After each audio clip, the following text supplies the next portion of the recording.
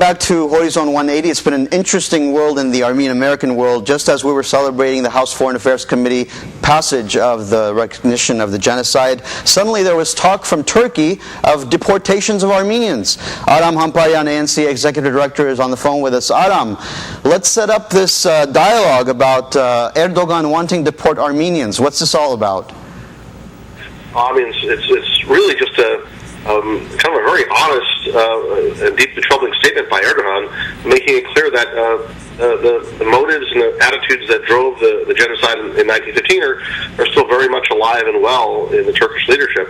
Paul, one thing that really bothered us, I mean, it's one thing for Erdogan to say, really hateful things, and it's a problem, but not much we can do about it. What's really terrible is that an American official, the Assistant Secretary of State, Phil Gordon, immediately after Erdogan's comments, tried to start making excuses, apologizing for him, essentially whitewashing his statement, saying, "Oh, that's not what he meant," and it just was really, really wrong. He ended up, I think, really misrepresenting U.S. policy and implying that we somehow condone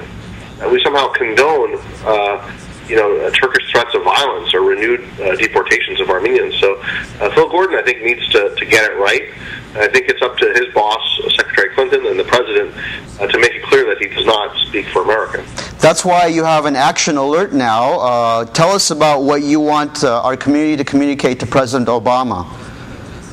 Exactly that he needs to make it very clear to Assistant Secretary Gordon that his views do not represent the U.S. government. Certainly they don't represent the American people, and that President Obama's got to make it very clear on the record that the U.S. government does not condone Turkish threats against the Armenian people. That's the very least that he can do. This is a president who has broken his pledge to recognize genocide, who has, despite promises, attacked the legislation before Congress.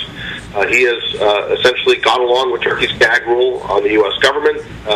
And now his silence in the face of Erdogan's comments and Phil Gordon's, whitewashing is really troubling. And he needs to set the record straight. And this is his chance to do it. In addition to Phil Gordon's cover-up, Aram, in addition to Phil Gordon's cover-up, we have Secretary of State Hillary Clinton saying some disturbing things on Russian TV this week. She talked about how she wants a historical commission. What was that dialogue all about?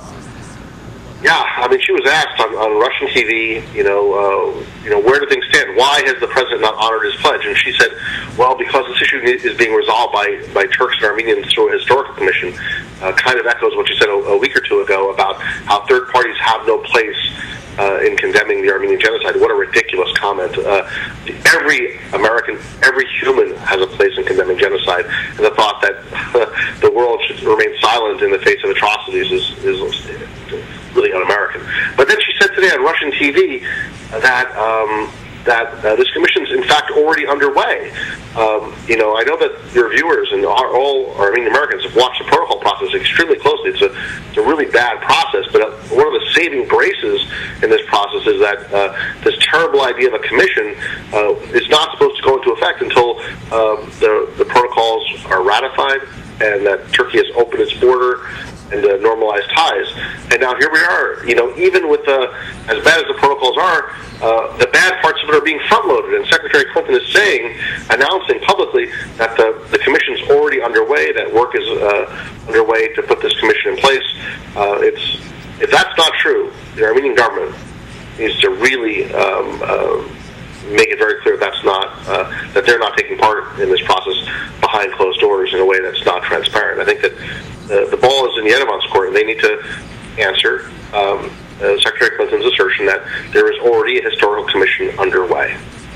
Now, on Capitol Hill, we are getting more supporters for the genocide resolution. Talk about that, Aram. Sure, we just got a new member from New York State. We're very happy with that, along with Congressman Miller of California. A couple others have joined on as well. I think that we're seeing some new momentum as people realize that the committee vote was a good step forward, and also that Turkey's excuse of these protocols is just so really flimsy, and that is they're just trying to move their denial ahead 1 year at a time, 1 April 24th at a time. Members of Congress see that. I think that if we can get this thing brought to the floor, I think we'll see votes, both Democrats and Republicans, a clear majority, I think, want to see this resolution go through.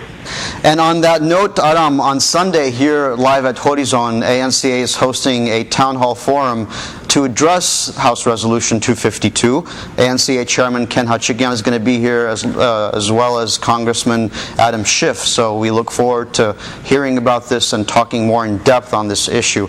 Before we let you go, Aram, tell us about the letter that was written by 27 congressmen in support of the foreign aid that's being requisitioned for Armenia for next year.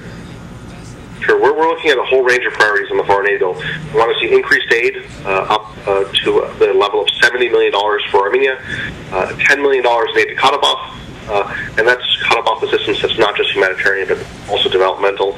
We want to see that military aid parity is maintained, that there's strict scrutiny of how aid to Azerbaijan is allocated. So there's a lot of priorities there. We're happy that those 27 members signed the letter today that Congressman Pallone authored.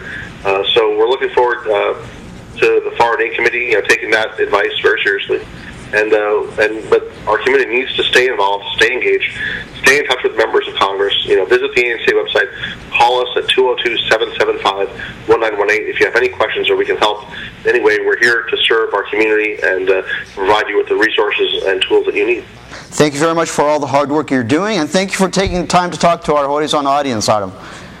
Well, one last comment. Be sure to fill out Armenian on the census form on question number 9. Fill out Armenian on question number 9 in the census form. It's vital that you do that. Thank you for reminding me, because it's been sitting on my desk for a week now. I've got to go home and fill that out. Adam, thank you. We'll talk to you next week. And Horizon 180 will continue after this break.